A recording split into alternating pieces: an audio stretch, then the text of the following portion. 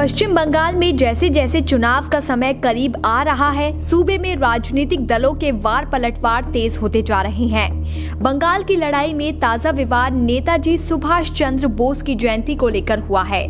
दरअसल नेताजी सुभाष चंद्र बोस की जयंती को लेकर बीजेपी और टीएमसी आमने सामने आ गई हैं। केंद्र सरकार ने जहां सुभाष चंद्र बोस की जयंती इस बार पराक्रम दिवस के रूप में मनाने का फैसला किया है, तो दूसरी ओर ममता बनर्जी ने इसे देश नायक दिवस के तौर पर मनाने का ऐलान किया है।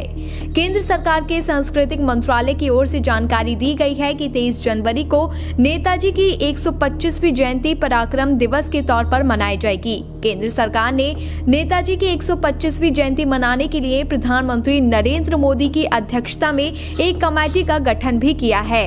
इसमें राजनाथ सिंह, अमित शाह, ममता बनर्जी, जगदीप धनखड़, मिथुन चक्रवर्ती, काजोल और AR रहमान सहित 84 लोग सदस्य के तौर पर शामिल किए गए हैं। वहीं बंगाल में ममता सरकार ने नेताजी की जयंती को देश नायक दिवस के तौर पर मनाने का ऐलान किया है।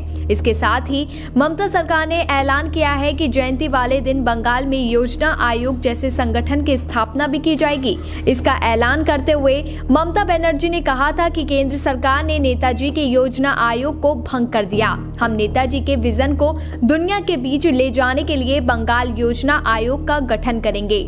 आपको बता दें कि ममता बनर्जी के इस ऐलान को बीजेपी की ओर से बंगाल के महापुरुषों को आदर दिए जाने की राजनीति के जवाब के तौर पर देखा जा रहा है। वैसे ये कोई पहला मौका नहीं है जब नेताजी सुभाष चंद्र बोस को लेकर ममता ने बीजेपी पर हमला किया हो। इससे पहले नेताजी की जयंती पर राष्ट्रीय अवकाश घोषित किए जाने को लेकर वे लगातार केंद्र सरकार पर दबाव बनाती रही हैं। उन्होंने इसके लिए पीएम मोदी को चिट्ठी भी लिखी। ममता बनर्जी खुद इस मुद्दे का अपनी सभी रैलियों में भी इस्तेमाल करती हैं।